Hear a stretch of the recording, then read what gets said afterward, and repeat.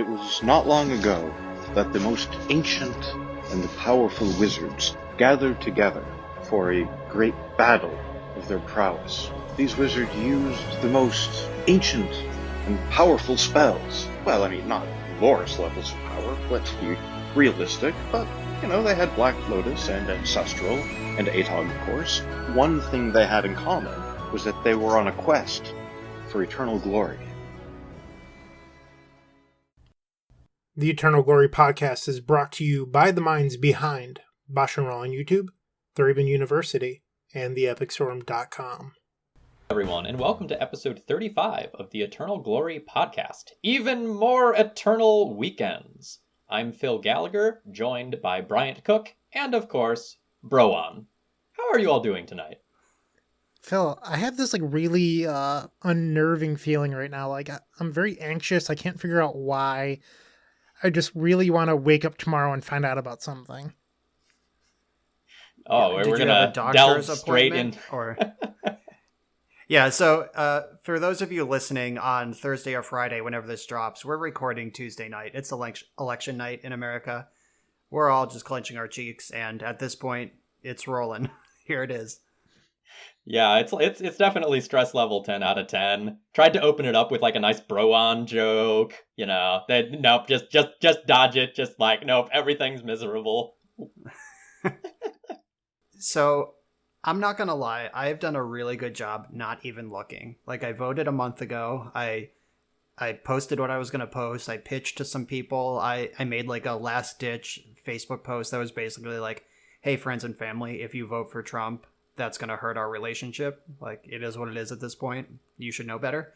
And I actually had a guy message me today who was I was going to vote independent, but you really convinced me. And I was all right, well, I got one and I live in a swing state, so count it. Very nice. Yeah, I also voted over a month ago. So all the stuff that's been going around about get out and vote, it's great. I mean, more people voting, the better. But I'm yeah, I voted second week of September. This is just dead time to me now. Yeah, well, those promos aren't for you, Bryant Cook, who smartly voted a month ago. Yeah, I driving to work today. I drive through some of the less affluent neighborhoods of Pittsburgh to get to my place of employment, and going through at 6:58 a.m. the line was around the block. The polls open at 7. They were out, they were ready. So. I also live across the street from a polling station. If I had voted in person, it's literally directly out my front door. And they've had a steady stream of cars all day. So someone's voting in person. Lots of people, in fact. Well, I hope they don't get COVID. Yeah. Well, I me too, but I hope they fucking vote. At this point. So what's going on in everyone's life? I guess I'll keep the ball rolling. Mentioning the election was my first plan anyway. So Thanksgiving is coming, and my parents, who are both in their 60s, have just been hitting me up hey, are you coming for Thanksgiving? I think grandma's going to visit from New York. And it's okay, you're 60 and I'm worried about visiting you. She's 91 and I work in special education. I desperately want to see my grandma because I haven't seen her, obviously, since COVID started. And she's old as fuck. But, if there's one person on the planet I really don't want to give COVID to, it's her. So I'm trying to figure out what the safe balance between responsibility and meeting my own familial needs is for Thanksgiving. Yeah, this was one of my bullet points. But, man, COVID holidays are rough. Halloween is usually a big one for me. Thanksgiving is usually a fun gathering. Christmas is around the corner. My girlfriend's birthday is tomorrow. It's just oh, what are you gonna do for the holiday? I'm gonna largely sit inside and do the same things that I do every day. Yep, but today we have a cake.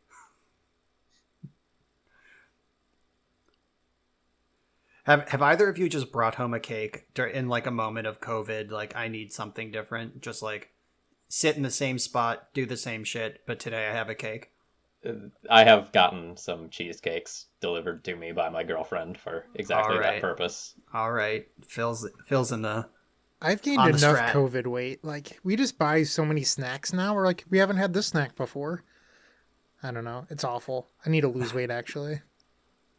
Yeah, I also have put on about 15 to 20 pounds since COVID started, which sucks because I was like on a roll. Like I had made like serious lifestyle changes, like charging straight into March, and like I felt like comfortable and like healthy, and it wasn't like a crash diet or like yo-yo diet or anything. It was just like genuinely like I have changed my behavior. And then I got stuck in my house for 7 months. My And workout habits have gone to crap. So I started watching an anime and I told myself I can only watch it while I'm working out. So that's been my motivator to like do more running in place and that sort of thing. nice. It's a start. I'm missing out on a lot of motion from normal life. Yeah, that's smart. So how's Breath of the Wild going? Well, I was playing this weekend and found two entire new places, like segments of the map that I had clearly not explored because all of the shrines and like Korok seeds and whatever that are literally everywhere were unclaimed. And I'm well into the 100 hours level, and it's insane to me that I'm still finding completely untouched places. This game is bananas. That sounds pretty awesome. I Yeah. haven't played video games in a long time, but that was one of my favorite things about Final Fantasy back when I used to play those games. Yeah, video games are a COVID hobby that I picked up. I've played video games in my life, obviously, as just a person who grew up in the 90s and 2000s, but like I never really owned them myself. But like you all have been listening to my weekly updates. Like I downloaded Borderlands on my computer and put like 200 hours into that. I still play it once in a while with my brother. We co-op the DLC, and then like Breath of the Wild, I'm just like going ham in there now. So I'm back, baby. I'm a video gamer. So, My other than girlfriend video and I games, what have just- you been up to? I am also now a dice rolling gamer. I was thinking over the over COVID, like one of my friends, Tom Conmey, he lives in California. He runs Mages and Mentors. He's like doing his PhD on using Dungeons and Dragons as a tool to educate children. And I'm pretty sure he got like a Gen Con panel this year or like whatever. Like he's like really making a name. He has like a sponsored D&D stream at this point. And like he's like just like a good friend from way back. And just seeing him do all this stuff, I'm like, man, what is Dungeons and Dragons really actually like? It must be great because so many people are into it. And then I was thinking that for months. And one of my friends was randomly like, I want to try DMing. Anyone want to get in? I'm just like, yup. So now I play Dungeons and Dragons. I have constructed a character. I'm a Dragonborn monk. And my first actual session of adventuring is this Friday night. And the next 38 Friday nights after that, because I've been told this campaign takes about 40 sessions. So, were you drawn in So- by like the mentor name? Is it like Mages and Mentors, and you're like, well, I love Mentor, gotta join? Yeah, and then I made my character a monk. Nice. So, no, it wasn't that. It just seemed super cool and like something that, like someday I'm gonna have to hang up the magic cape. Like I'm at like the point, like I'm like 32 and like marriage and possibly children are like ideas floating in my like horizon, and like everything I've seen from all my friends, once you have kids, the traveling for magic stops. So unless you're a neglectful parent. Yeah. We used to have this guy in Pittsburgh. We called him Father of the Year. His like toddler would just be waddling around unattended at every PTQ in Pittsburgh. He would just like go find him in like the hotel lobby at between rounds or whatever. Like some staff member would just be giving him a cookie and keeping an eye on him because they found him. I laugh, but at the same time, yikes. Yeah, big yikes. So yeah, I D&D as like something I can do in town with friends, and it's kind of like it's also a huge escapist activity, and I'm really into escaping from reality. Back My girlfriend pre-COVID. and I. Oh, God. Sorry, Phil. Back pre-COVID, I sit in an area at work where a couple of my coworkers are active listeners to Critical Role, the Dungeons and Dragons podcast, and they'll just talk about that like while they're working for hours. So I sometimes hear stuff, but I mostly just drown it out. Yeah, I've discovered Critical Role like since after I agreed to be in this adventuring party and committed to like 40 weeks of playing the game that I had literally never seen it played. Like I didn't know what the actual mechanics of like making the game happen looked like. So I went to YouTube and I've just gone deep on Critical Role. Like their dungeon master is incredible. All right, Phil, I've cut you off like 4 times now. You'd like to chime in? Yeah, sure. So my girlfriend and I, on sort of the escapism end, we've been diving into the Lego Harry Potter series. We picked that up on sale like 2 days ago, and we just spent the last 2 nights doing nothing but that, just kind of reliving an old childhood favorite in hilarious Lego form. It's been really, really soothing to just have a nice distraction right now. Yeah, absolutely. Something that you can just pour waking hours into in a way that challenges your brain. Like, great. Yeah, the game is not hard. Like it is a game geared very much towards general audiences, so kids can play it, adults can play it, everyone gets something out of it, whether it's, solving the advanced puzzles or just enjoying the story or whatever. It's just been feel good. A lot of times the games I play are really intellectually stimulating and challenging, but it's nice to just have something laid back. Nice. The Lego series are mostly puzzle games, right? Like, what can I build to solve this situation I'm in? Yeah, it's kind of like there's some, puzzle like, mild puzzle combat. platformers where like you Yeah, destroy okay. some stuff, you build some other stuff, and a lot of times there's all sorts of cute challenges. So for the completionists out there, there's so many different things to collect in all the levels and good replayability and such. Just like Legos. Or, excuse me, Lego. It I is see. self-pluralized. Well, we got to get that right. All right, Brian, what have you been up to? So I'm sure both of you have seen these videos on like TikTok or Twitter. It's a woman named Sarah Cooper lip syncing to Donald Trump. Well, she has her own Netflix special, and I watched it 2 nights ago, and I was like, I've found her Twitter videos like fairly funny, and I was like, yeah, I'll definitely watch this. After having such high reviews, I was kind of let down. I just didn't think it was funny. I'm not sure if either of you two watched it, but it was kind of a letdown that I wasted over an hour watching this movie. I'm usually any the point- sort of person who bails when I see like this is not going to develop into something that I'm going to enjoy. I'm just out. That was going to be my question. At any point in the hour, did you think this isn't great? Oh, several times, and I mentioned it to my significant other, my old lady, and we were both like, there's nothing else new that we want to watch. Just because like we've watched everything. Like, so I watched This Is Us, and that came back, and we watched 2 hours of that, and we're like, okay, well, that was a fun 2 hours. There's still nothing new to watch, so Did you start Queen's Gambit? I have not.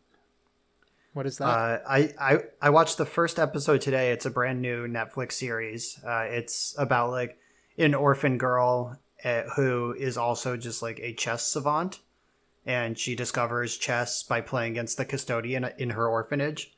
And like there's clearly like a pretty big mental health component. Like her backstory is still developing, but like clearly her mom was not right, and she's sort of hooked on pills from like the orphanage. That's just the first episode. I don't even have any spoilers to give you, but like it seems like sort of a psychological thriller based around chess. Okay, well, I have seen my fiance watching that when I like make trips down. She doesn't Oh, okay. like her job cannot be done remotely, so she just like doesn't work right now, pretty much. So like I come downstairs to like grab a drink or whatever during the workday, and she's just like plowing through another TV show she doesn't really like. So, Fair enough.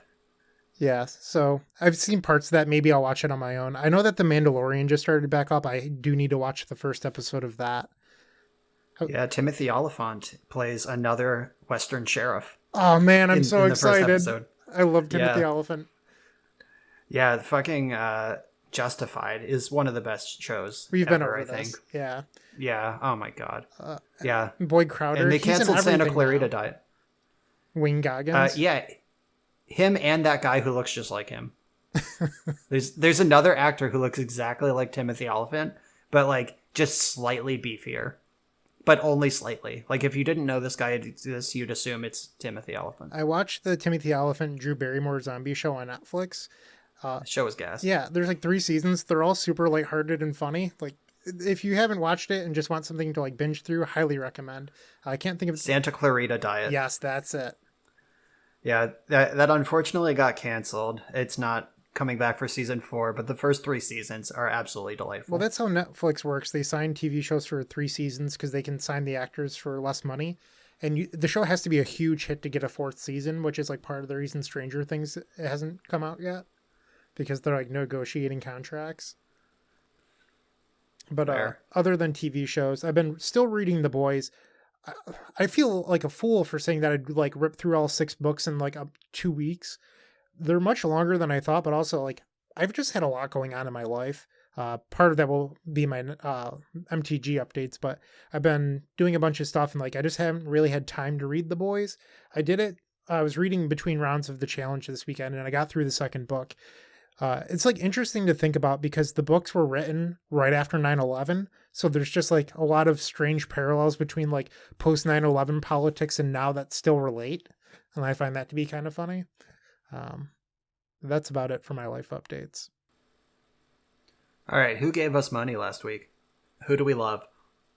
We love Michael Webb, Jonathan Canfield, Evan Gravano, Tyler Garden, Jacob Redfern, and Samuel Best. Thank you very much for supporting the podcast and keeping our editor, Phil Blackman, paid and happy. Thanks, Phil. We appreciate what you do stapling together our terrible audio into something that sounds like reasonable humans said it. It means a lot. I had no audio issues last week. I don't know what you're talking about. Yeah, I'm definitely not recording from a different computer this week either because we had terrible issues with my audio last week. Yeah, I don't know, listeners at home, what you hear is not even close to what I sound like. I'm like a shrieking Daffy Duck sort of Minnie Mouse hybrid in real life. Like, that's my speaking voice, and Phil just does wonderful things every week with that. So I just come off just a little bit reedy and nasally and whiny instead of, like, full cartoon character. All right, moving on to feedback. It's going to be a weird night, huh? All right. Yeah, we're there. All right, number 1. This is from GreenPM33 on Reddit.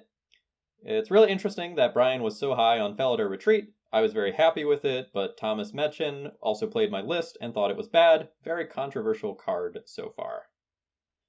Brian, why don't you start and I have some follow-up. So I know that Thomas Machin plays a lot more Magic than I do. He's just an actual full moto grinder. He probably has more reps than me. That said, the card was a banger. Where you want it, it's phenomenal. I don't know about main decking a copy. I know some people were like on a main deck one and a sideboard one towards the end of Eternal Weekend, but like having the one in the sideboard is pretty incredible. I also boarded in a way to maximize it. So like if you're on just a different sort of sideboard plan, maybe you don't need it, but it did exactly what I wanted it to do. But keep in mind, I was also one of the first people to kick Counterbalance out of Miracles and replace it with Monastery Mentor. So I like getting the game done in my control decks as soon as the opportunity presents itself. And Felidar Retreat checks that box. Yeah, that actually leads exactly into what I wanted to say. So Eli Goings, Goblin Lackey 1, said something on Twitter along the lines of, timing your snow opponent out is a very real win condition on Magic Online right now, because they're so threat light, especially some lists that basically are only playing Okos and Uros as their win conditions still, for some reason. And I think having extra ways to close the game so that your D&T opponents can't just like Skyclave Apparition 2 or 3 of your decks and then have a Rest in Peace in play, and you're like, oh damn, how do I win now? I think that extra closing power is really good. Yeah, I may have mentioned this last week, but I had an insane snow mirror in the 3rd day of Legacy Eternal Weekend against Danny Batterskull. And both of the sideboard games came down to Felidar Retreat. Like, we just sideboarded in a way that neutralized all of the other threats in the deck, and it came down to who could draw Felidar Retreat and then hit their land drops most consistently in both of the sideboarded games. Like, so that is worth considering. That Uro looks like a threat, but it's mostly not. Like, that thing is so fragile. It's a great card advantage engine, even when it's getting beat up. Like, Caracas is, like, kind of a fake answer to Uro, but it does keep you from dying in 6-point chunks. So, just... I like having another thing that also avoids the graveyard, doesn't have an activated ability, can't be red blasted. Can't be decayed. Can't be decayed. Yeah, there's a lot to like about that. All right, moving on to the next one. This is from Clio on Reddit.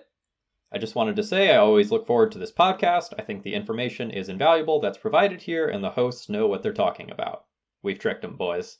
As someone who constantly is on the verge of owning a legacy deck in paper, can you guys maybe discuss strategies which are not in a good place right now, as I am slowly picking up the cards when I can?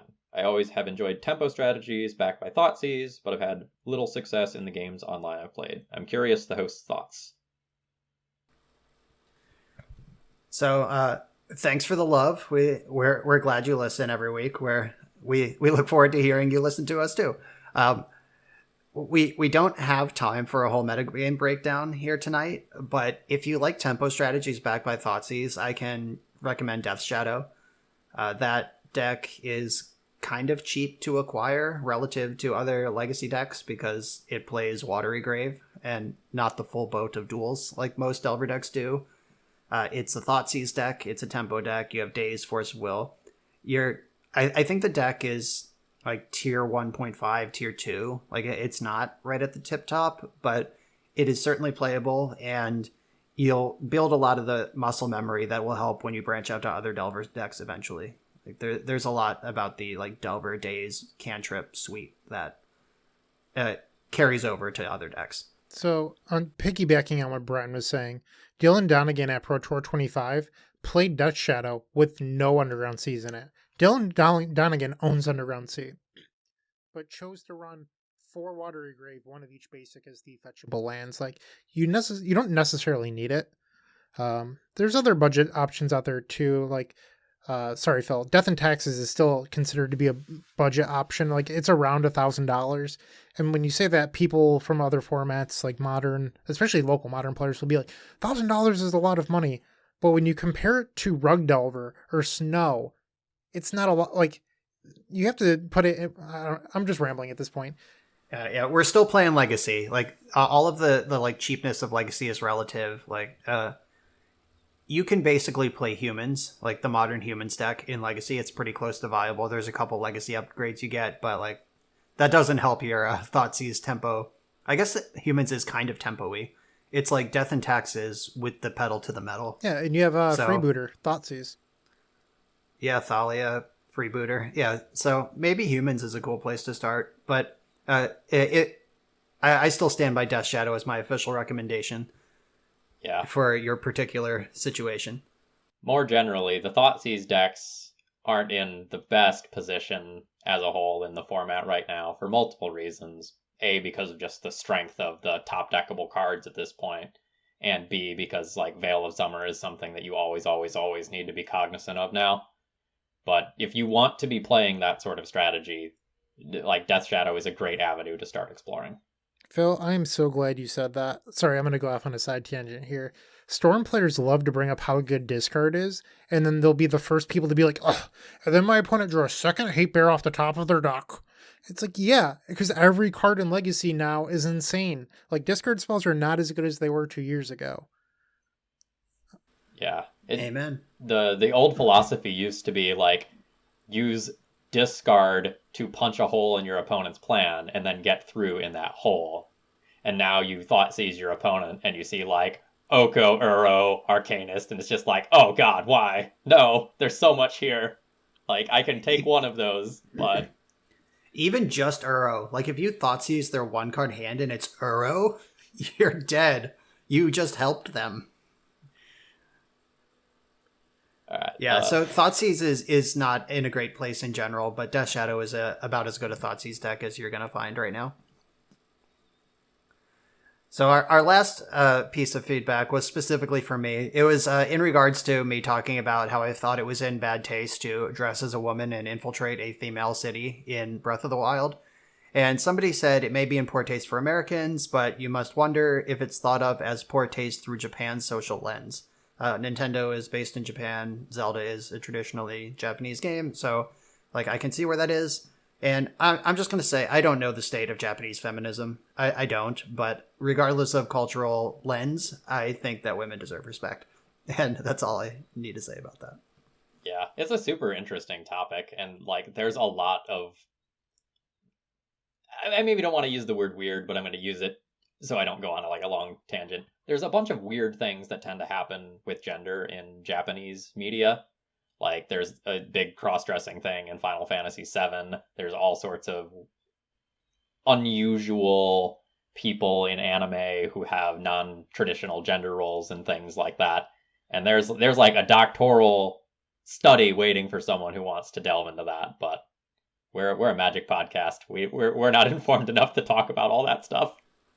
Yep. And if I ever saw a group of women hanging out and they said, I don't want any men around, I would not dress as a woman and go try to hang out with them. I'm just saying. All right, Phil, what's going on in Magic? I've played some really cool leagues recently. I played a Core Tapper deck recently, which is like a real throwback card that never really did anything. You can sacrifice it to put 2 charge counters on an artifact, and it's also a creature, so you can also tap it to put a charge counter on a creature. Is that from like Darksteel? Yeah, it's from Darksteel. It's like way back. And it became good when Astral Cornucopia was printed, so that you have it and Everflowing Chalice as things that you can dump counters on. So you can use that to kind of like build your own Soul Ring in Legacy, or build your own like Black Lotus that gets to stick around. And it was really dumb just playing that and ramping into like a whole bunch of Karns and Mystic Forge and things of that nature. Yeah, we have a local who likes that deck. At least, like, he plays it sometimes. And the last time I played him, back when there was Paper Magic, I defeated him by triggering the Lethal Prowess trigger with Stony Silence. So I sent him straight to the Shadow Realm. You caused COVID. Congratulations. Yeah, it was great. So I think a really good troll would be to play Dice Factory, but then be one of those people that's like, oh, do you have paper? Do you have dice? And just like ask your opponent to use your dice while you're like just doing ridiculous stuff. I would call a judge, honestly. Like, if my opponent was playing Core Tapper and was just like, do you have dice? I would call a fucking judge. Phil, where can we find this video? Yeah, the VOD's on YouTube in the usual place, the ThrabenU channel. And it's like surprisingly good content. I expected nothing from the deck and ended up putting a really strong result, including going infinite one time. So the deck does stuff. It was premium jank. That's all right, the best Brian, kind of what jank. about on your end? So in the last episode we did about 2 weeks ago, I mentioned that MTG The Source may not be around forever, so I wanted to bring over some old tournament reports. And since then, I've brought over about 9. I still have 3 left. I mentioned this. Someone contacted me. They're like, hey, just so you know, all of your old Jupiter Games articles and tournament reports are also missing. And I was like, what? So I did some research. I contacted the owner of Jupiter Games, this store that I used to write for. And they're just like, yeah, no one reads those. We took them down. And I was like, oh, thanks for the heads up. So I used a couple different like webarchive.org and Wayback Machine and a bunch of those to like try to get as much of it as I could, and then just dumped it in a blank post on the Epic Storm. So right now, if you like wanted to read these tournament reports, it's just a giant block of text with no formatting. But I have like between the MTG, The Source, and Jupiter Games, I have 12 tournament reports I have to do. 0 of the articles, for some reason, that weren't tournament reports are saved. Like, none of the articles were like archived by those sites, but the tournament reports must have gotten enough views over the years where they decided to archive, I guess. But I just thought that was a little bit strange. I don't know how the internet works. Yeah, I It's mean, magic. so they have bots that crawl through every website, and you have to have like a TXT file on your server to tell the bot that it's okay to crawl. and that's pretty much how it works. So like every site gets crawled every few months usually, and then it tries to index what it can. All I'm right, a web basically, designer. Bryant is a wizard. Got it. So I've done some of this stuff before. But recently I've updated my YouTube videos to include an end screen. I'm going to put an effort into making my YouTube channel a little bit better. I've made some small adjustments this week. I highlighted Brian and Phil's channels on my own. But so I have end screens now. I had a feedback today that I need to pause at the end of my videos because like I was swinging for lethal when like the next video box came up and somebody was like, "Hey, I couldn't actually see what happened. You need to slow down." So I'm just going to like They died. pause for like 10 seconds at the end of every video before I hit stop recording or something. But Yeah, those little like quality of life updates are really nice. Like their work up front, like my YouTube videos have like an intro, like a 10-second, just like music's playing and like there's pictures of me holding trophies. Then it links my socials and stuff, and then it just kicks into the video. And I started just like photoshopping thumbnails. Like they used to just be like a picture of the deck or like a screenshot from the video, but I actually make a separate thumbnail for the video, so it's nice to look at. And I think it's helped. I'm lazy and I just have a magic thumbnail and a non-magic thumbnail. I'm not gonna lie. It's one of those things that I know, like for YouTube metrics, I should like have a stupid close-up image of my face where I'm going like, "Ah," and like have some bullshit image of the week up there.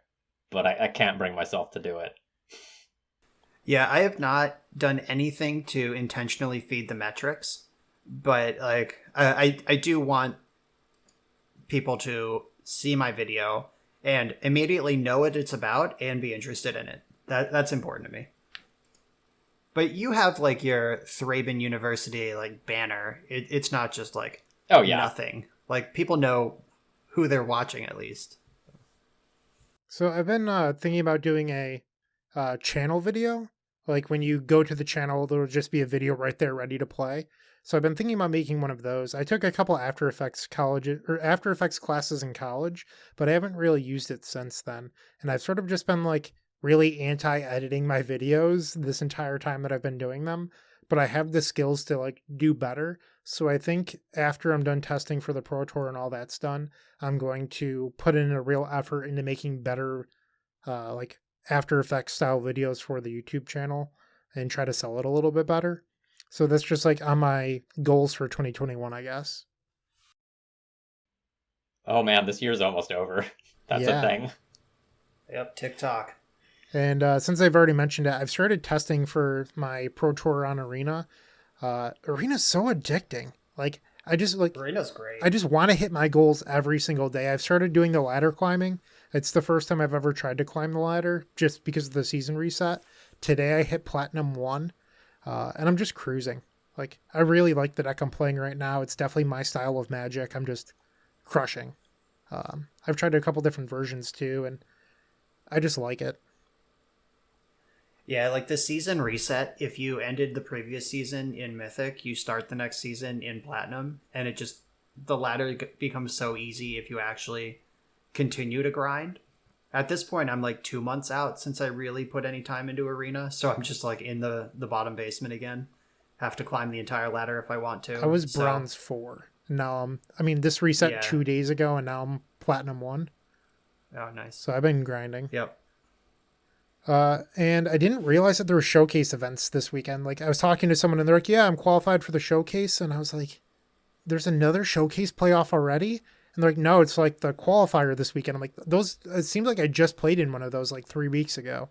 But this Saturday, there's Vintage and Modern. Sunday is Pioneer and Legacy and Limited. So if you're interested in those formats, those are the days. You need 40 QPs. I'm really excited about Pioneer right now, so I'm going to try to double queue the Pioneer and the Legacy, I think, and just play the Vintage on Saturday. Yeah. Yeah, you play decks that lend to that sort of behavior, so I think you'll be fine. Hopefully. The Pioneer deck can take a little bit to win sometimes if you end up going the High Tide route where you have to draw and untap a bunch. But Yeah, get those APMs up, massage that finger before Sunday. All right, Yeah, Brian. I think I'm going to try to play the vintage one on Saturday. I actually didn't know it was a thing that was happening this weekend until about an hour ago when you mentioned it, but my win rate has been high enough in vintage that I should not ignore a decent vintage tournament. Wow, casting spheres. Who would have known? I'm not even fucking casting spheres. I'm casting weird shit from the graveyard in my hand after discarding cards. Yeah, he's on that Gak attack. Gak. All right. Gak. That's more or less a lead in to our actual content of the day. Wow, we're just skipping over Brian. Fuck you, Brian. But I have an important plug. So, I've been like aggressively whoring this thing all over social media, like Twitter, Facebook.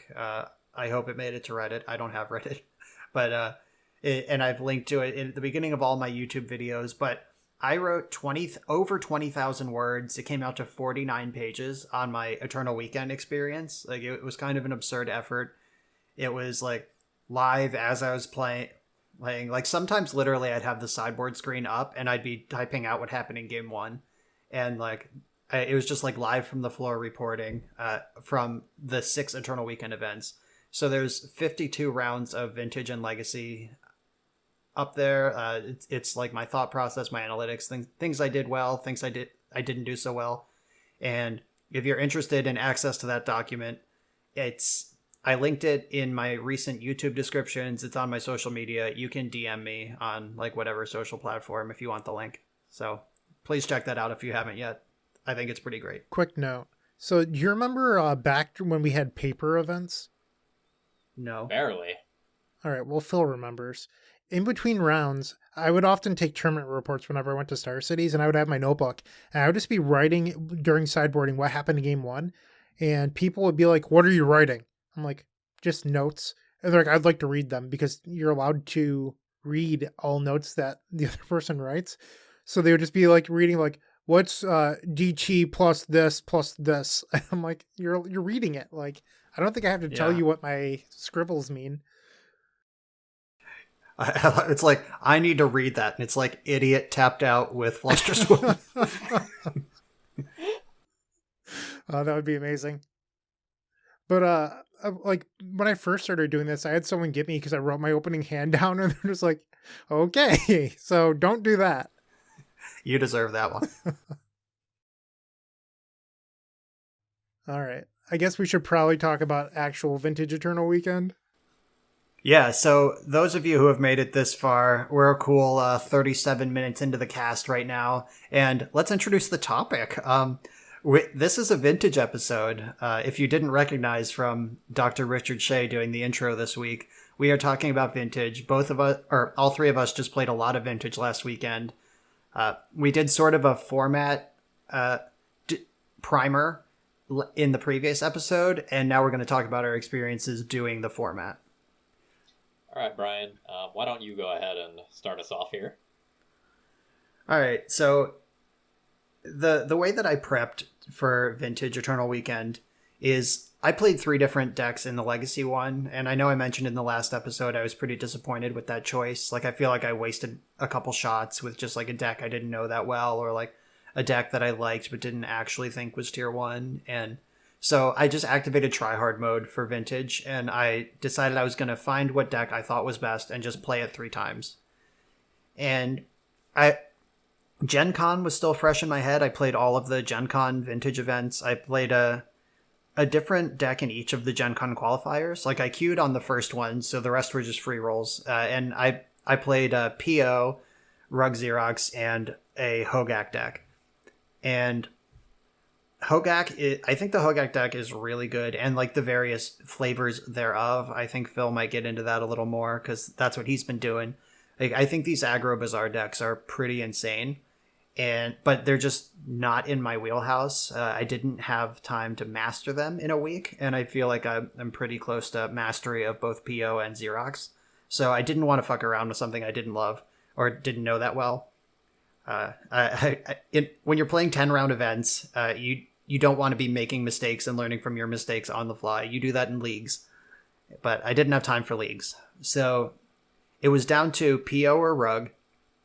And over the past 2.5-3 years, if there's an important vintage event, I just play PO. Like, I can mess around in leagues with other stuff. I can say other things are good, but I'm going to play PO when the chips are down. And my testing just did not bear out that was still the right choice this time around. And like I said, the aggro Bazaar decks, I think, are the big change. Like, those decks, they can put you on a 2-turn clock starting turn 1, and they have Force of Vigor and Will and Mindbreak Trap and Negation of their own. So they're incredibly disruptive. Nothing in Vintage has ever hit that fast, short of an actual combo deck. So having a actual disruptive tempo aggro deck in the format really fucked up PO. And I didn't have time to reinvent PO. I think Bryant's going to talk about that a little bit. And the like classic Bryant's Just Guy build that he'd been crushing with for months just wasn't hanging anymore.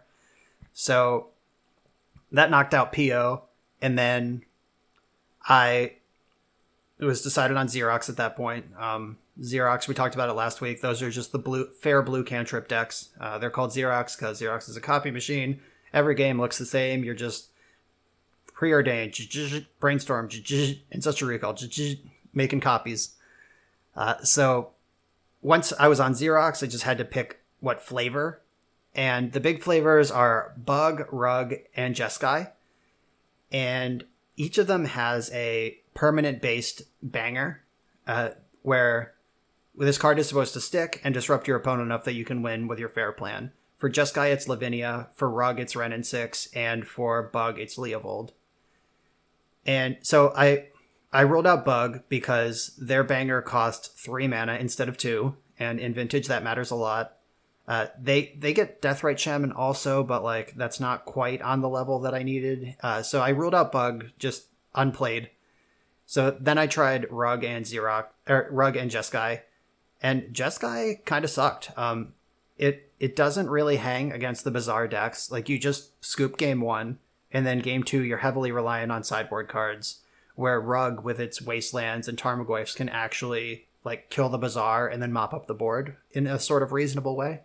So I got... Also, Lavinia is much worse than she was because PO is worse than it was, and Lavinia was there to crush PO. So a lot of things shifted, and I didn't love Xerox. Or didn't love Jeskai.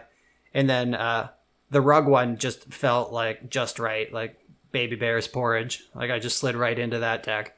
And Ren and 6 looping Strip Mine or Wasteland is a true Vintage power level play. The Jeskai build, the Vintage power level thing it does is it casts Ancestral Recall and then buys it back with Mystic Sanctuary and then casts it again with Dreadhorde Arcanist. Like, it casts Ancestral Recall a lot, but the Rug deck does that too, and it also has the Ren and 6 thing going on. I won a lot of games just by like turn 2 Ren and 6, Wasteland you, Wasteland you, Wasteland you, they concede. That happened a lot. And like I said, you can sort of play fair against the Bazaar decks by clipping the Bazaar, mopping up what they got out of the first activation, and then actually play Magic. So, Rug it was, and I played it 3 times. Let's see, 10, 20, 19... Or 10, 20, 29, 30... I played 31 rounds of Rug over 48 hours. And like I said, I wrote about all of them. Oh, I need a breath. I just talked a lot about my... I'll pick it up. So, about that. Yeah, pick it up. What I found that was really interesting was that you had your dock live every single round, and you could see 15 people in your dock reading in between rounds, just like everyone was reading your stuff.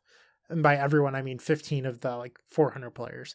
But what I thought was really interesting about it was the day 1 meta was like really heavy Jeskai and Bug.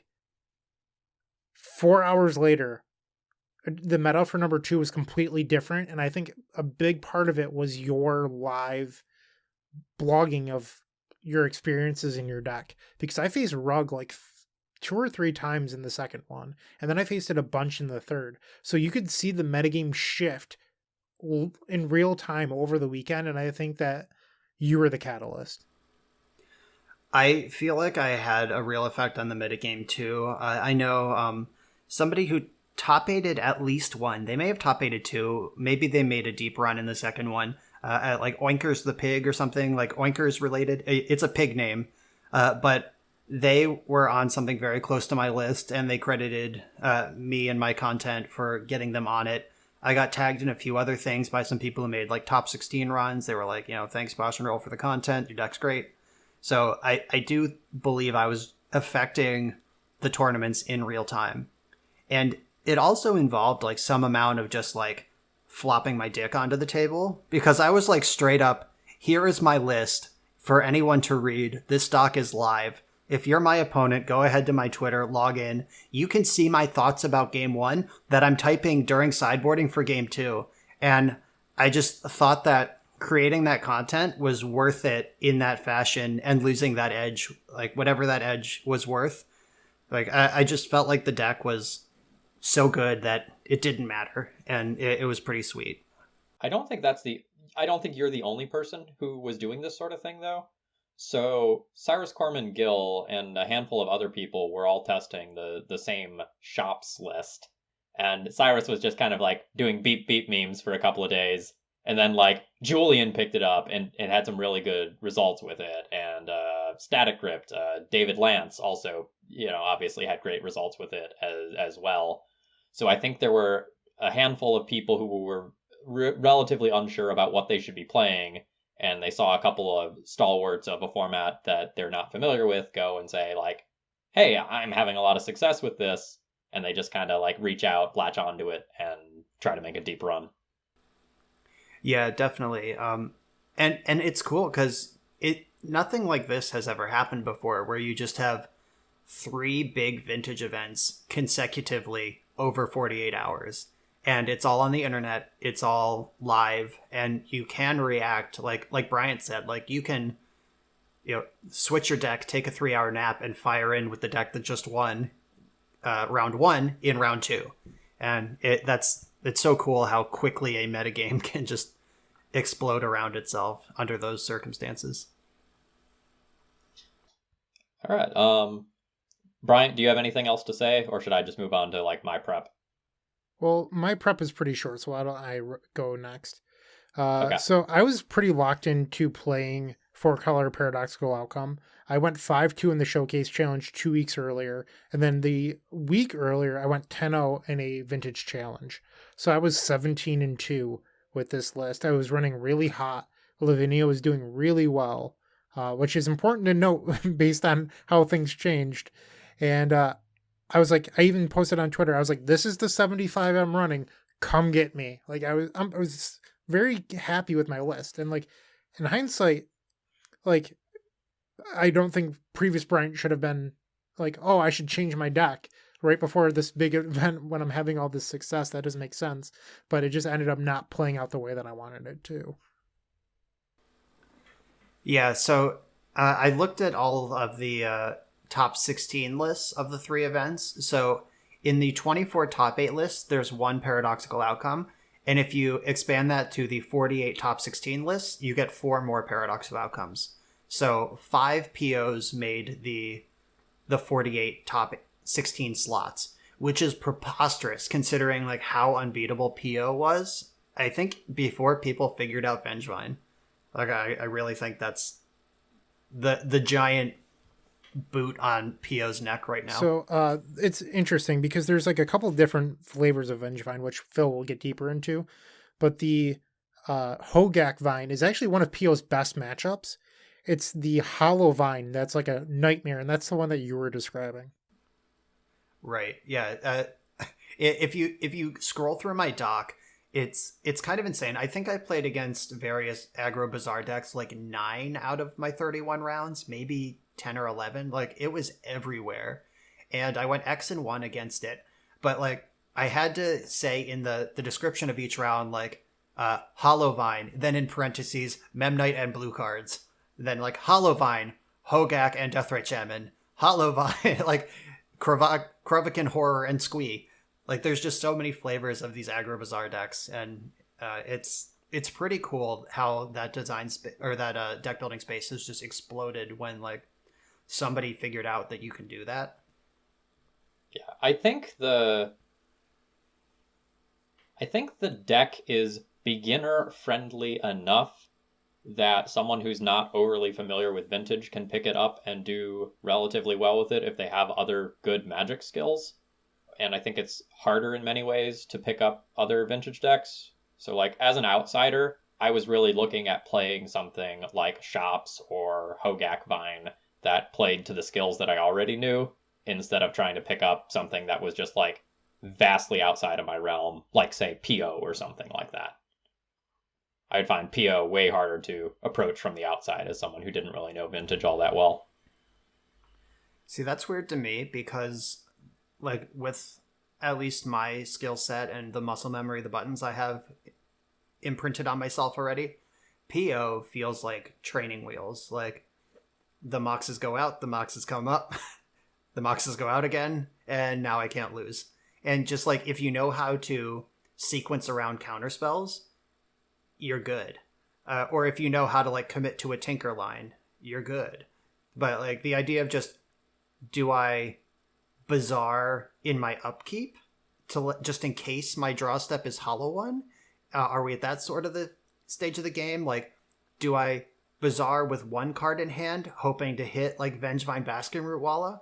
Or do I wait a turn so I actually get to keep a card after my Bazaar? Like, that stuff, no. That scares the shit out of me.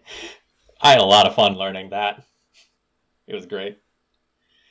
All right. Yeah, it's very cool. Let's delve into that deck. I decided on, like, Tuesday that I was going to play in Vintage Eternal Weekend.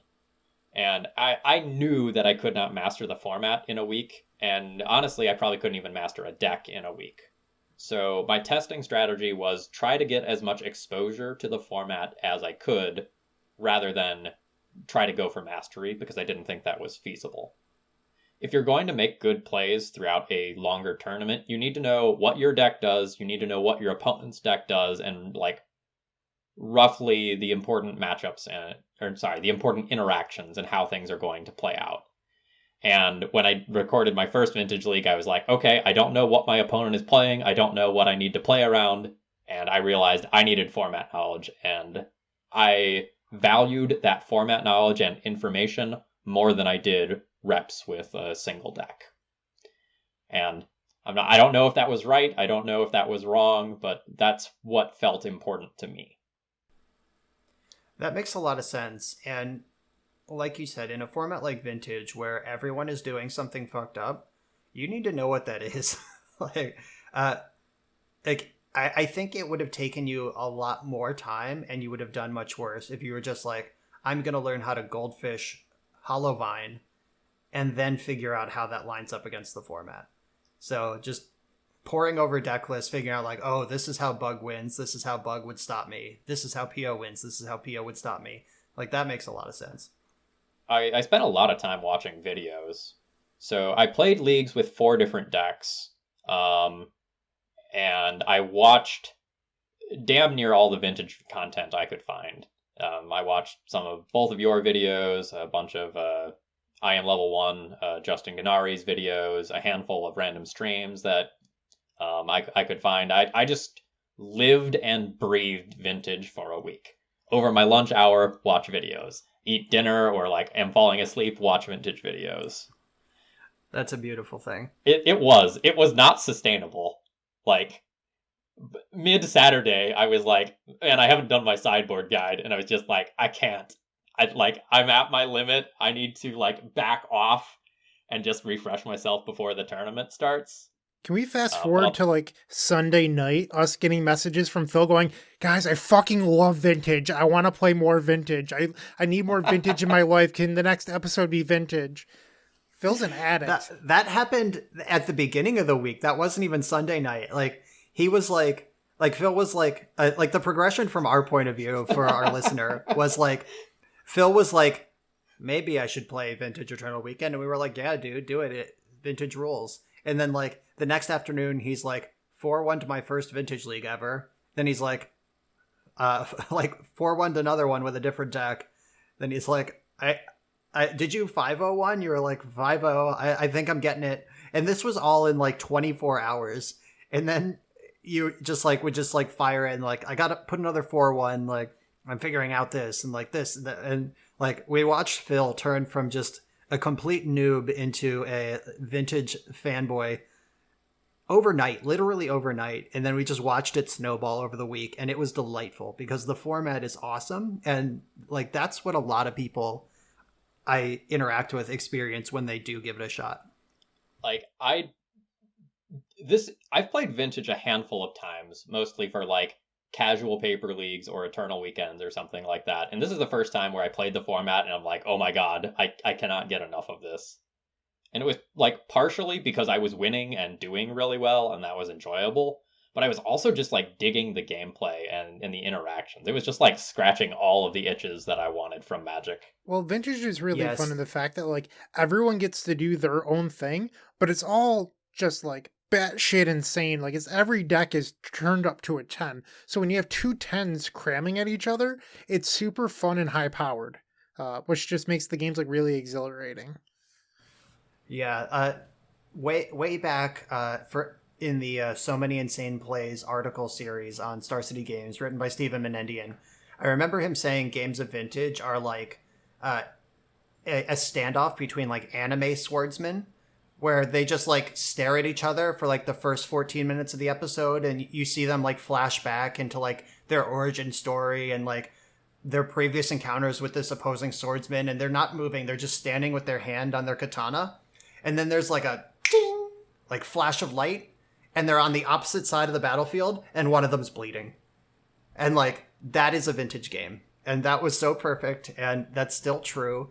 And that is not to say, like really digging into that, that is not to say Vintage is a turn one format, because it's truly not. Like, powerful things can happen on turn one, like you can lose on turn one, but it's unlikely. That doesn't happen very often.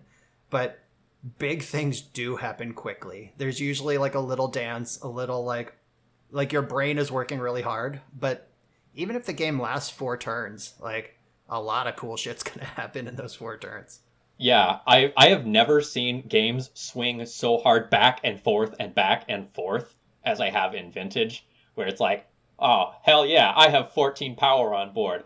Oh shit, it's a tabernacle. Okay, I drew a wasteland. Oh, now I bazared into a couple of bloodghasts. They're in the yard. I need a land drop. Oh no, my opponent has used graveyard hate on me. Like, the games are nuts. Well, that's why Xerox is so good. So a lot of the times, if in the PO Xerox matchup, you'll get down to card parity where like maybe both players have one card, one really good thing on board, and all of a sudden the Xerox player, after going card for card with you, will draw Treasure Cruise or Ancestral Recall or Dig Through Time or some gush, like some card, and all of a sudden they'll go from being at parity with you to having 7 cards in your hand, and you're looking at this stupid Preordain that's stuck in your hand. You're like, all right, well, I guess I've lost. Yep.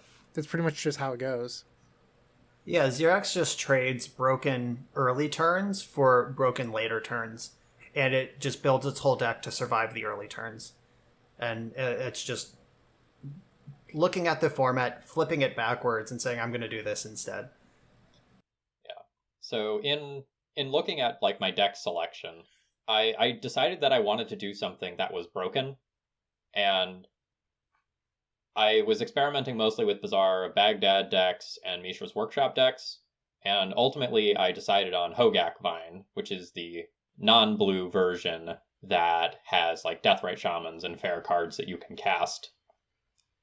I decided on that because it was powerful. It has a good chance of not literally winning, but often effectively deciding the game on turn 1 or 2.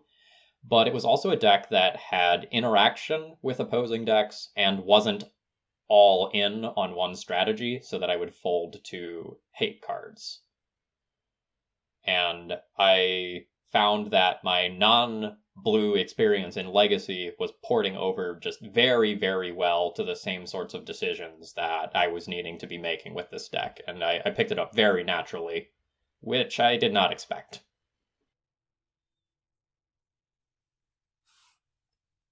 All right. Does anyone else have anything they want to say about preparation before we start talking about results? Let's go. All right, Brian, let's start with you, and then we can talk about the rest of us plebs afterwards. So my plan of playing the same deck 3 times, I think it's safe to say that plan worked. In the first event, I finished 25th.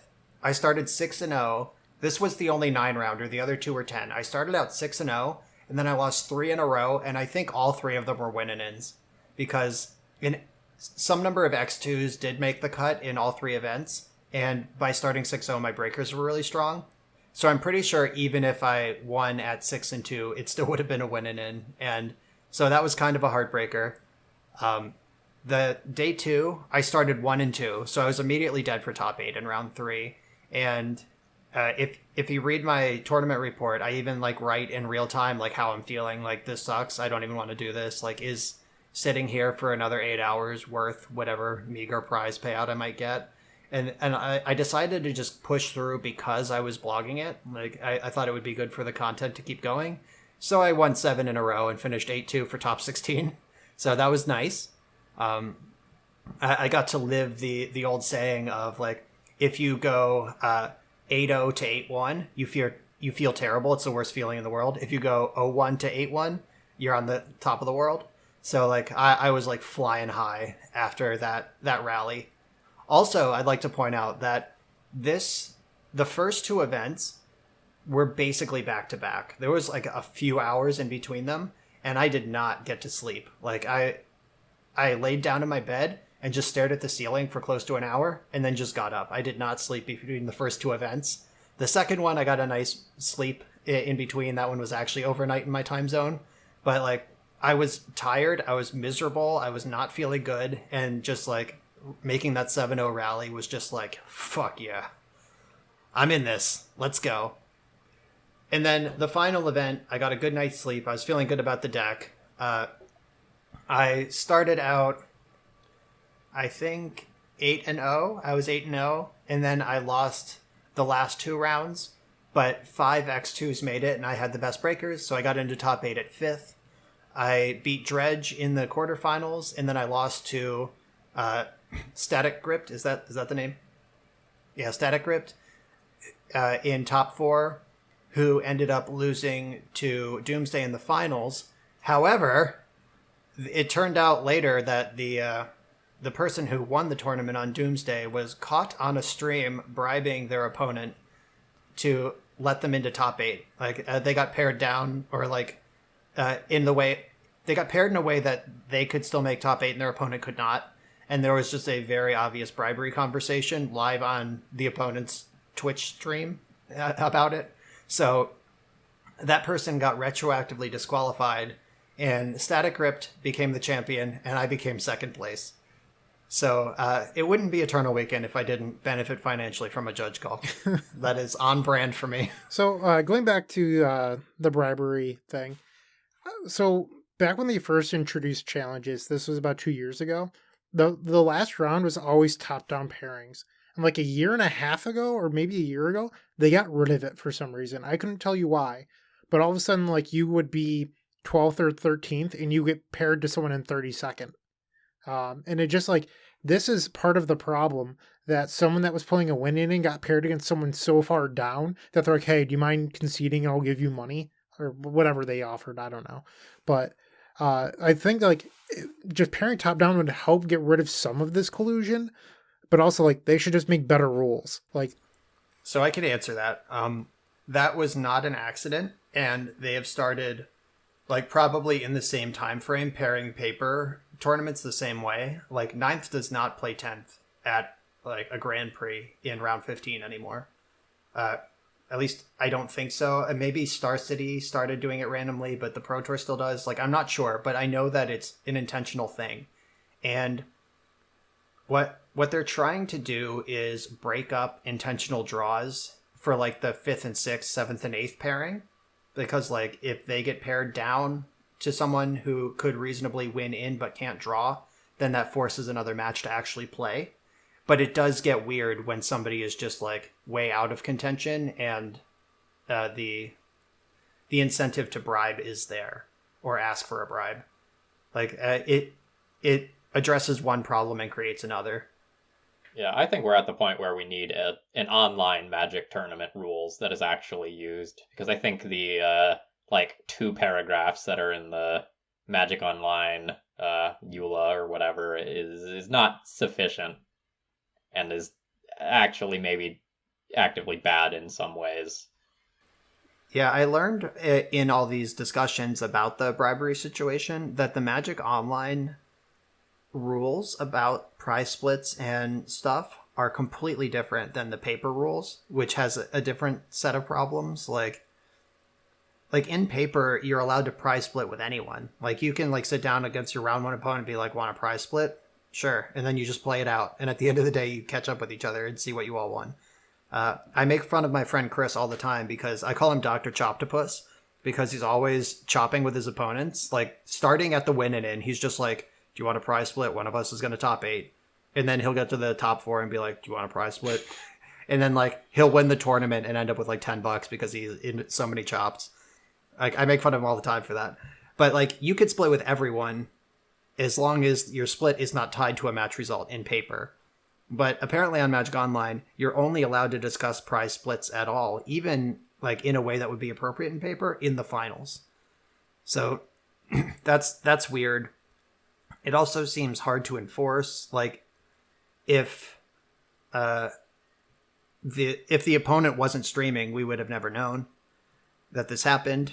Like, and there's no judges. Like, there's no overhearing the table 2 tables down discussing bribery. Like, it's so strange. Yeah. Okay. So, like, hypothetical. Let's say my opponent is trying to bribe me. What do I do?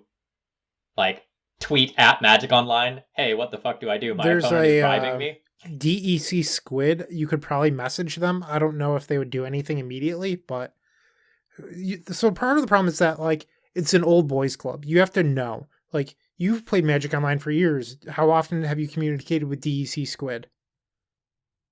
Exactly. Like, unless you're in the top 8 of a premier event, you have no reason to know who they are. And same thing with like the bribery rules in paper.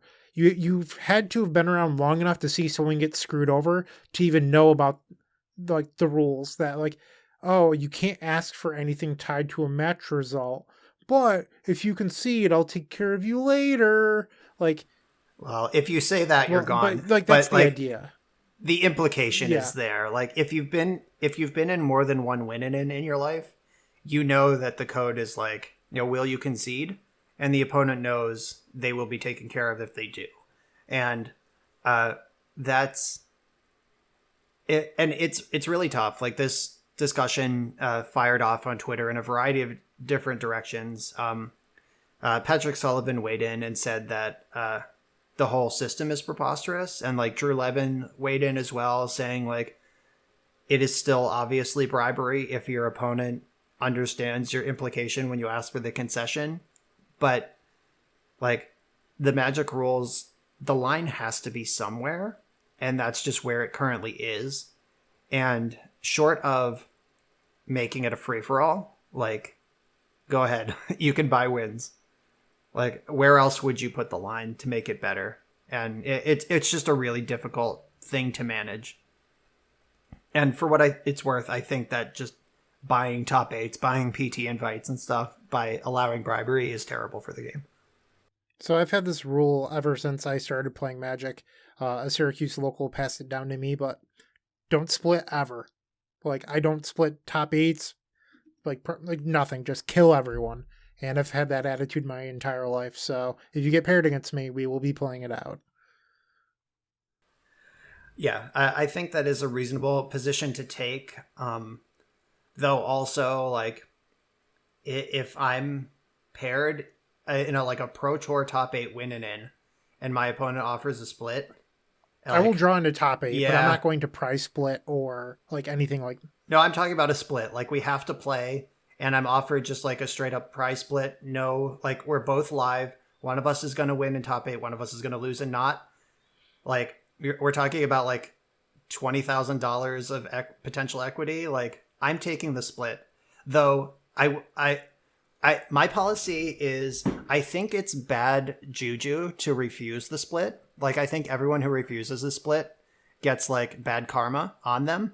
And I'm pretty superstitious when I play. But I'll never bring up the split. Like, if someone else is like, want to split, I'll usually be like, fine. But if nobody brings it up, I'm just playing.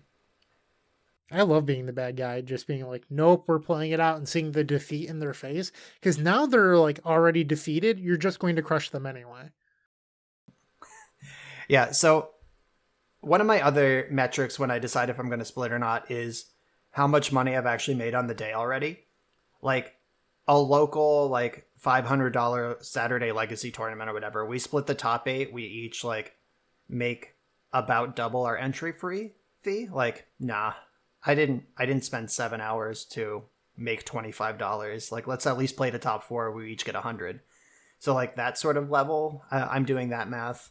I did split the top 4 of the Envy that I won. Like 10 grand guaranteed seemed pretty good with the other ringers that were in that top 4 with me. I did not split my Grand Prix that I won. Nobody brought it up, so I didn't either. I don't know. Your mileage may vary. This also comes from a position of privilege where it's like, if making this top 8 chop pays the rent versus like, I'm good either way, let's bash. So different people's life motivations also matter. That's a good point. I can appreciate that. I'm just not in a point in my life where that matters enough to me. Like, I'd rather just win it all. When I was in that Envy top 4 and they were like, would you like to split for $10,000? I was like, holy fucking Christ, yes. Like, that happened so fast. So I've been in the finals of 2 Star City Game Opens. Fortunately, I've won them both. But the judges come over and they do this awkward dance where, like, we would like everyone to write on a sheet of paper if they're willing to draw or prize split. And I'm just like, nope. I don't know. Like, it gets rid of a lot of that. I do that at the local level. I will do that. Like, if it's like an Eternal Weekend trial or something, the store owner will literally be like, okay, so the top 8 split is $75. Brian, are you interested? And I'm just like, no. Like, he will look over the heads of the other 7 people and be like, Brian, are you going to do this? And usually it's no, at like for small stakes. But if we're talking about thousands of dollars, like I will take the hedge a lot of the time. One of my favorites is I was playing a local event in Roanoke, which means they're fucking stacked and there's a bunch of Star City pros there. And I was in top 4 of, I think it was a legacy event. And on the other side of the bracket, one of the Star City pros is paired against a random. And the random asks the pro, hey, do you want to split? And the pro just responds, battle, battle, battle, battle, battle, and sits down. And I've just like always laughed at that. I'll never forget that one. Yeah, that's a good one. All right. So where were we at in terms of this podcast? Oh yeah, how we were doing in Vintage Eternal Weekend. That's what this episode is about. I think Bryant was going to talk about how he did. We both did ours, right? No, Phil hasn't talked done about my his. prep. Oh, Phil has more? Yeah, come on, Yeah. Phil, speed it up. We're an hour and 12 minutes in. Jeez, Phil, come on. You're dragging this thing. You fix your sound and you think we want to hear it now? I mean, I hope so. Otherwise, I'm just like talking to myself here while I'm taking up your time, and that's awkward for everyone involved. I'm just watching the two of you all with right, your Phil. facial hair twirling your beards over and over again. I feel left out. Yeah, you need a beard. Like, this is It's a great, great, yeah. like, just, yeah. On the Hangout, we are both just picking at our beard hair, and Bryant is a little cherub, a hairless cherub with a Mets hat on. Yes, folks, he wears it at home as well as in public. So, Phil, how did your Eternal Weekend Vintage experience go? I had a weak start and was really discouraged. I think I lost both. I lost either rounds 1 and 2 or 1 and 3, and like I was starting with a poor record, and I was super discouraged because my testing had gone well during the week. And I pulled out of it and ended up with the 7-3 finish for 50th, or I guess 48th after 2 people got DQ'd. And honestly, I'm really happy with that given my lack of experience and very bad tiebreakers. So overall, for my week of Vintage, I ended up 27-8, which is 77%, and I ended up 80% specifically with Hogak Vine. I am really happy with my play, but I am not happy with my sideboarding. I think that's secretly the toughest part of Vintage. Like, playing PO is really easy. It's sideboarding and knowing your role in post-board games that's where the extra percentages come from in matchups. Wow, we should do a whole episode about sideboarding 3 weeks ago. Yeah. I did not sideboarding is follow always my own tough. advice for this weekend. I did not have my nice sideboard guide written out ahead of time. I had other priorities, and I don't regret that, but I will fully admit that my sideboarding was the weakest part of my game, and I was definitely caught off guard by some of my opponent's sideboarding plans at a couple of points throughout the weekend, where they just like snuck a Lavinia into play or something like that I wasn't expecting, and I was like, oh, I was not playing around that. Do you think your sideboard cards were questionable, or you used them poorly, or both? I think my list was damn near perfect. Like Bryant found me a list. He got me Mike Noble's list, and it was fantastic. And I was very happy with the cards that I had in my sideboard. However, I was somewhat uncomfortable with which cards I should be boarding out and in which amounts, because I'm playing an engine deck. So every time you cut a castable creature, it's harder for the Vengevines to come back.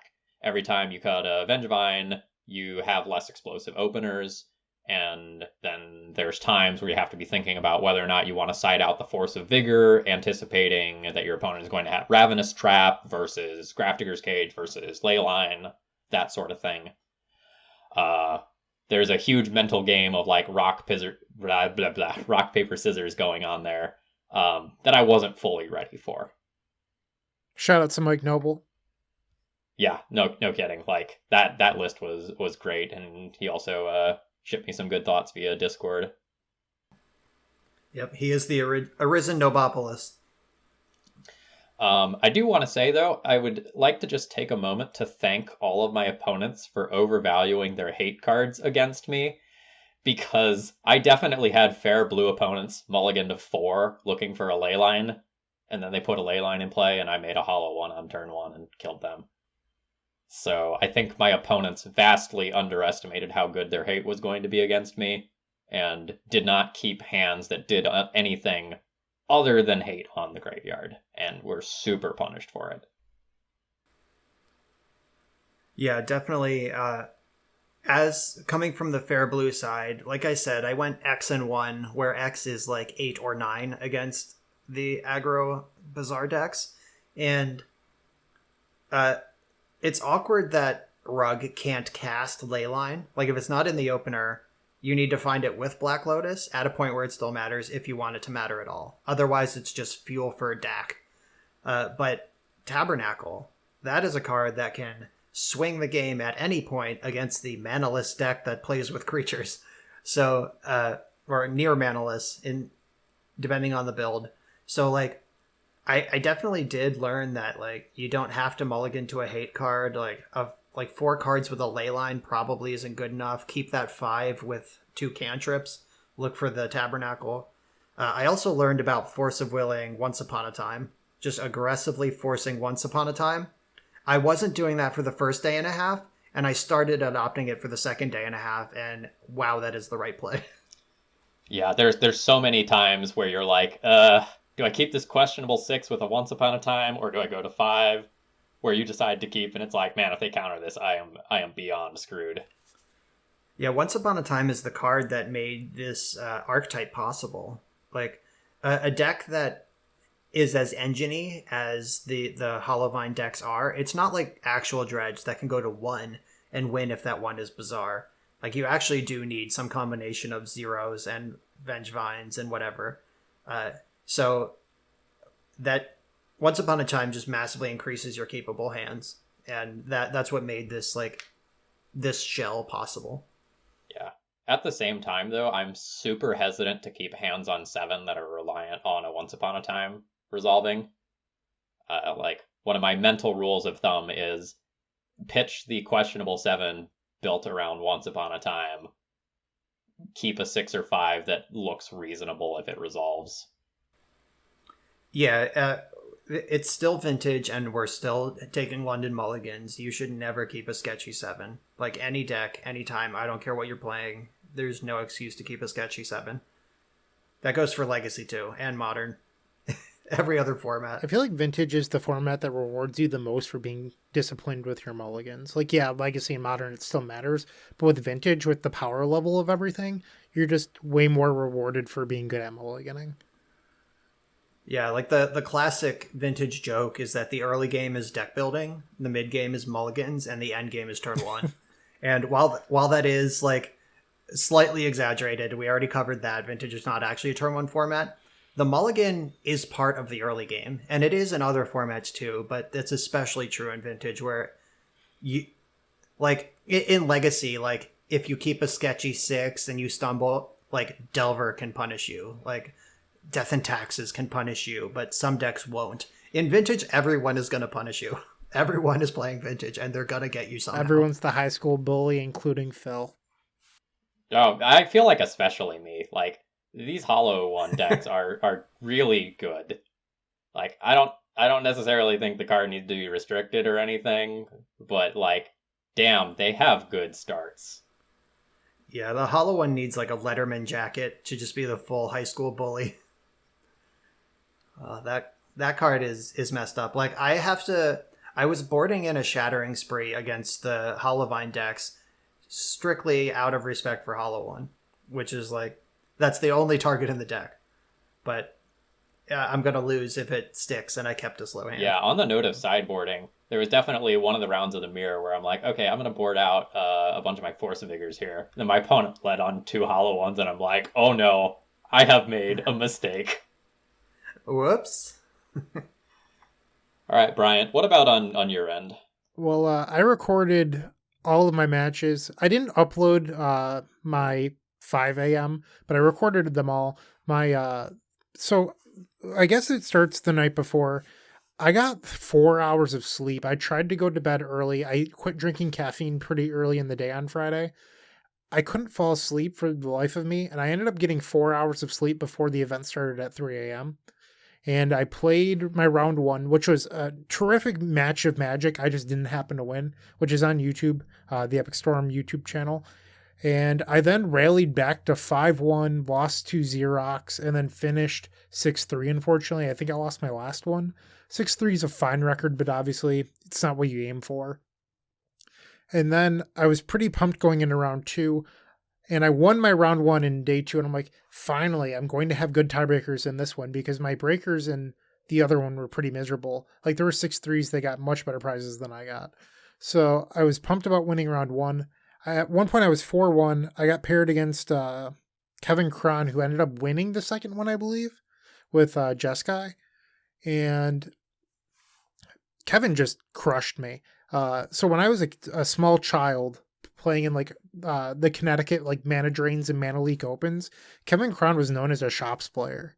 So like I mulliganed to a hand that was good against Shops, and just was really disappointed to see turn 1 Tundra and Ancestral Recall. I was like, oh man, I lost this game. And then game 2, I think I mulliganed to 5 and just got blown out. So like those games weren't even close.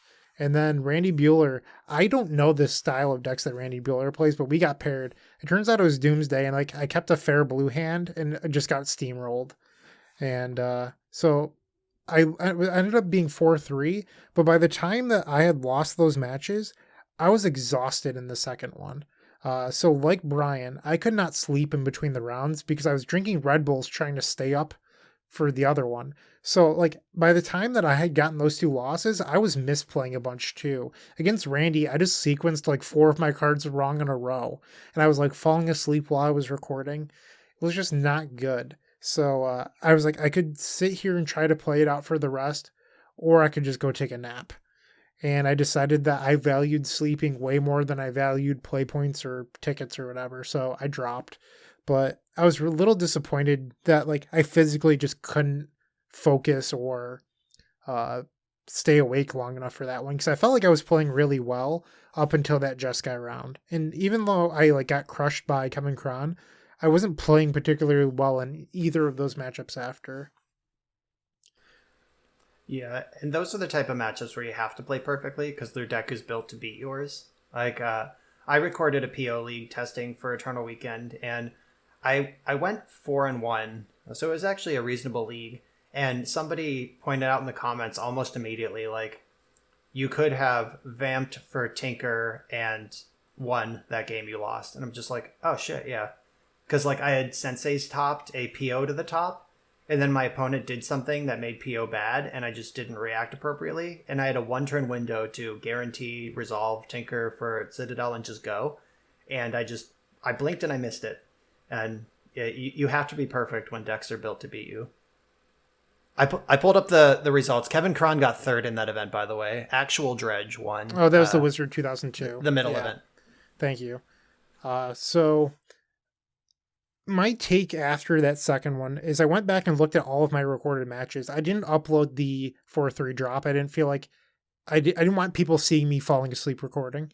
So that's fair. Yeah. I went back and watched all my matches. I was like, so I played 16 rounds. I think that out of those 16 rounds, I had 2 matchups, and they were the mirror where Lavinia was relevant. I never once faced a Bizarre deck, and like the Bizarre decks are where you want Lavinia. I faced nothing but Xerox and Bug, and then the 2 Pyro mirrors over those 16 rounds. Like that was it. It was Xerox, Bug midrange, Paradoxical Outcome mirror, and Lavinia just like every time I drew it, I was like, this card sucks. And then like Teferi kept on getting blown up by Pyroblast, which happens, like it's a blue card.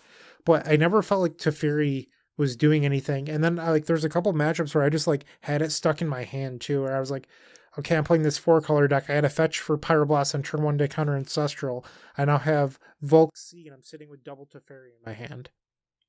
So I was a little frustrated, and I had signed up for the Sunday one that was at like 11 a.m. So I had a full night's sleep before that one. I was feeling pretty good. I registered my 4-color list, and I'm just like sitting there waiting to like start it. I'm like, yeah, we have 10 minutes. What am I going to do? So I duplicated my deck list, and I was just staring at it. I'm like, maybe I'll change some cards. And I was like, well, Lavinia sucks. I don't want to play that anymore. So I cut the 2 Lavinias. I'm like, okay, well, I have the 2 Teferis and Mentor as my white cards. I'm like, Teferi wasn't that good for me this weekend. Like, what if I swap them to something else? Like, what if I instead played a card that's good against Xerox and then like a repeal? And I was like, then I'm playing white just for Mentor. And I was like, no, I should just play straight Grixis. And I added in Grape Shot and 2 Night's Whispers and a repeal. And I think that was pretty much it. And I had one other slot. I played a Dig Through Time. That was going to be my like Xerox slot.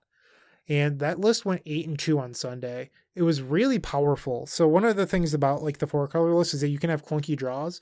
This gets to play 2 Preordain, 2 Night's Whisper, and Dig. If you're familiar with Justin Gennari's Esper list, Justin just has 2 Night's Whisper. So I was playing like 3 extra cards to help the Xerox matchup. And the list just felt really smooth. Like I never really had cards just stuck in my hand that I couldn't cast. Like I was always just churning. I was like, yes, give me more cards, which led to like super insane Yawgmoth wills, and like playing the deck, it just felt a lot more powerful than what I had been doing, even though like in a vacuum, the cards that I was playing before are more powerful than the synergy based cards I was running. But I also had a number of opponents be like, okay, PO can't kill me if I just like pass with Force Up. And then I would just like Grape Shot them for 3 out of my hand. So that was kind of funny. But I feel like that's like a brewer's advantage thing. Like you can't do that to someone twice. Yeah, my second EW top 8 was with Rug Paradoxical Outcome that had Grape Shot as the kill. And Grape Shot is so good. Like I don't need to tell you of all people that Grape Shot is a good card. But like specifically against Xerox, if you're just like Preordain, like Mox, like Mox gets countered by Lavinia, Storm is now 2, Grape Shot, Lavinia twice, and Narset once, and then you can just like Yawgwill or Snapcaster that Grape Shot later. Like you've just cleared 2 8 cards for one card, and it's like that's just so fucking good.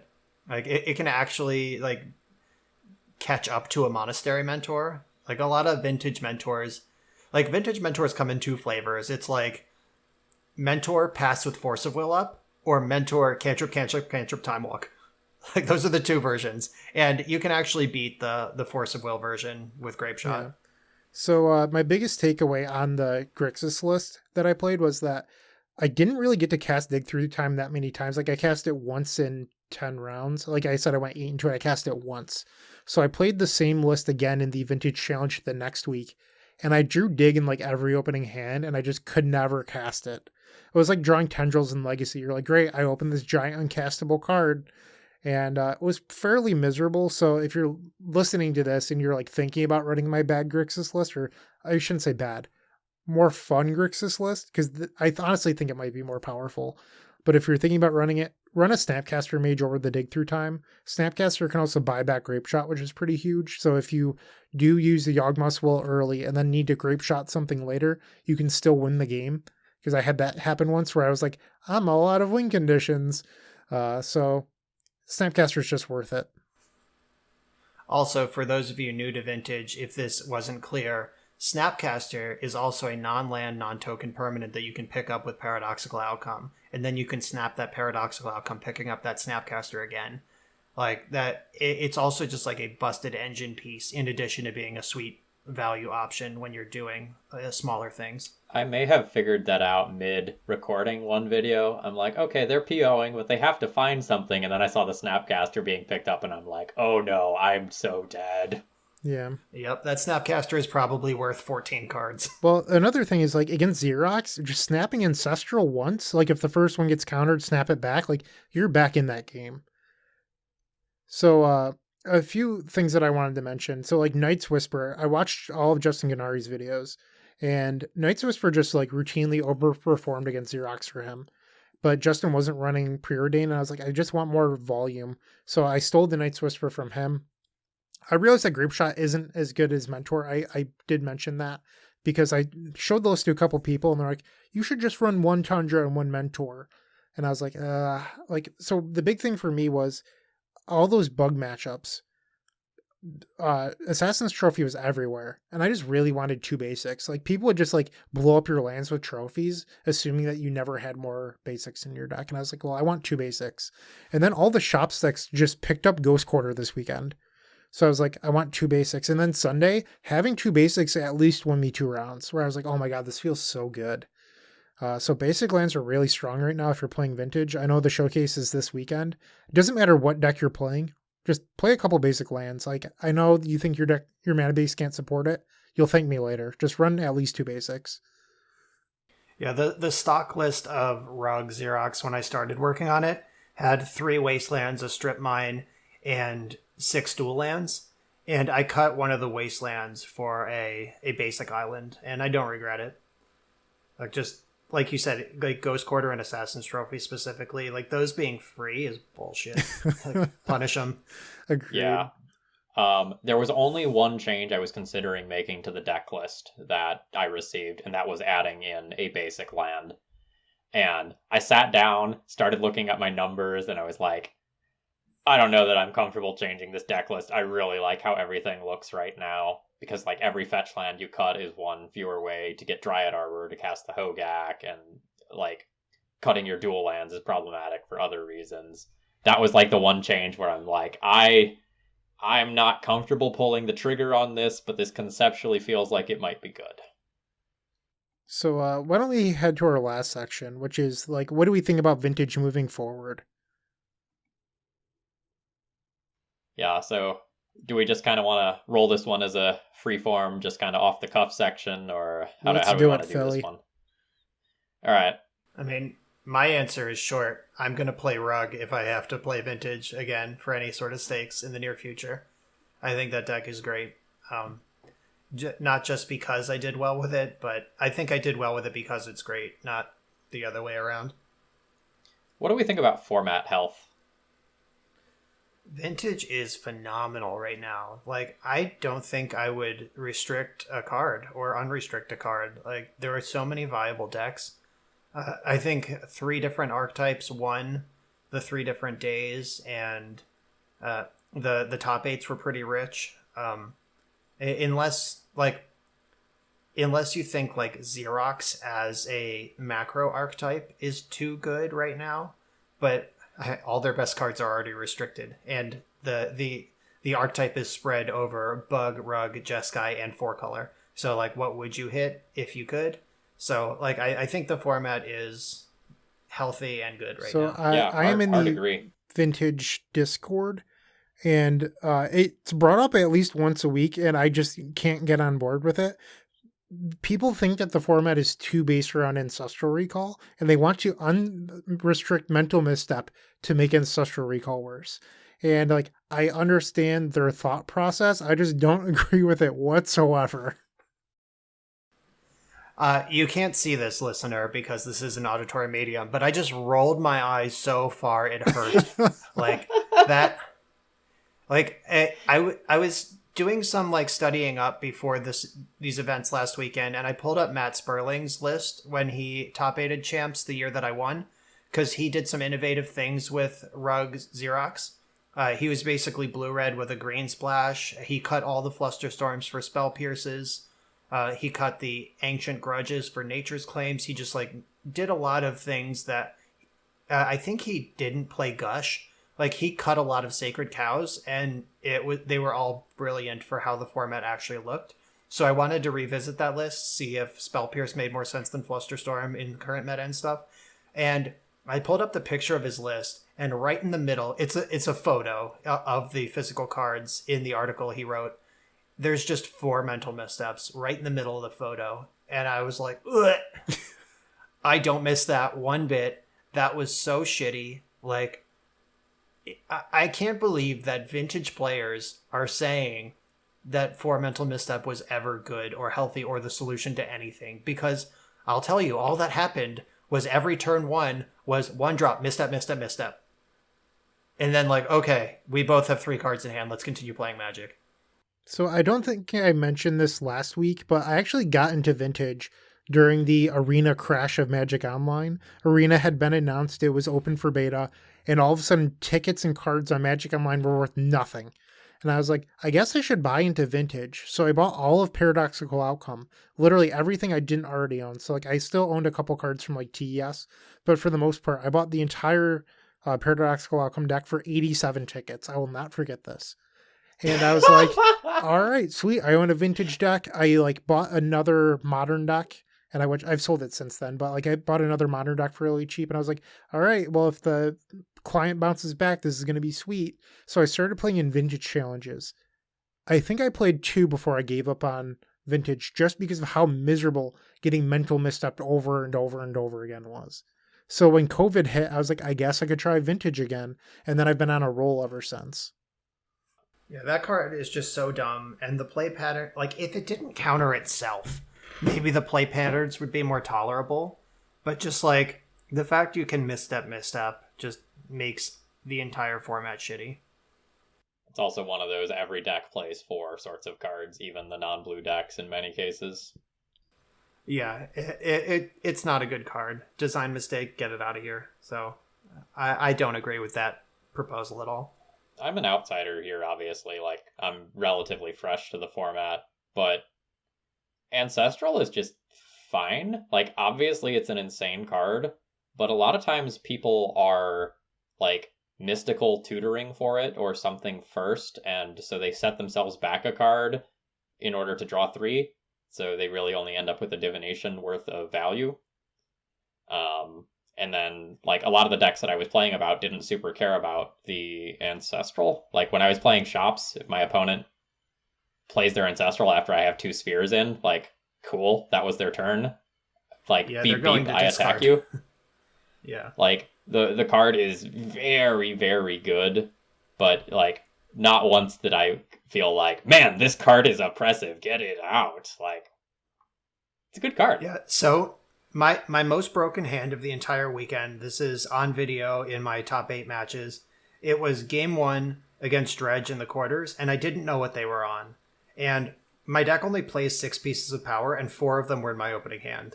Like, I just had Lotus, Mox, Ancestral, and I was like, oh, baby.